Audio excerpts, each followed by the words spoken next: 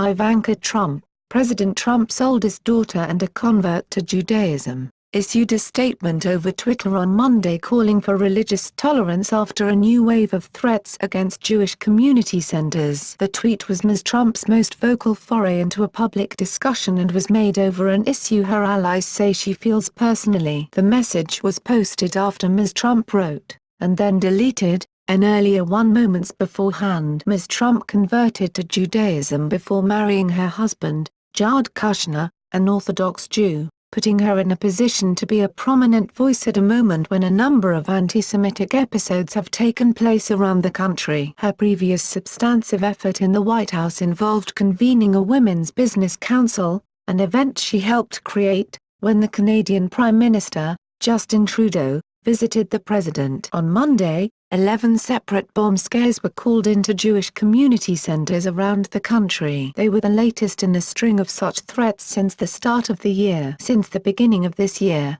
we've seen 4 waves of these threats. We've never seen that before, said David Posner, the Director of Strategic Performance at the JCC Association of North America. Just one community center reported such a threat in all of 2016. He said the centers threatened on Monday were in Albuquerque, Birmingham, Alabama, Buffalo, Chicago, Cleveland, Houston, Milwaukee, Nashville, St. Paul, Tampa, Florida, and Tulsa, Oklahoma. Like the earlier threats, they were deemed hoaxes, but not before several of the centers were evacuated as a precaution. Mr. Trump has been criticized as slow to condemn anti-Semitic comments, and his candidacy was hailed by white nationalists and white supremacists throughout 2016. On Thursday, at his first lengthy news conference alone as president,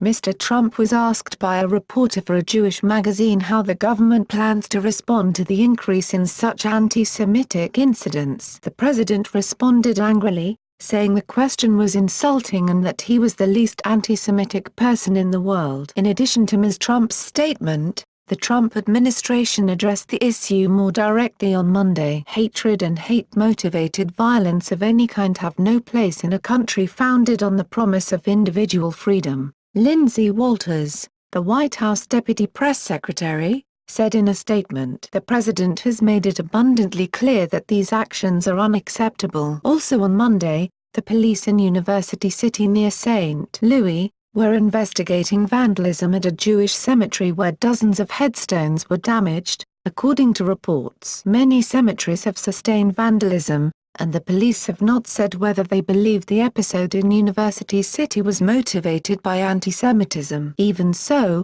Gov. Eric Greitens said on Twitter that he was disgusted to hear about the senseless act of desecration, issuing the kind of condemnation that Jonathan A. Greenblatt, the chief executive of the Anti-Defamation League, had urged of all politicians. What do you think? Scroll down to comment below. New York Times contributed to this report. It's News Exposed signing off.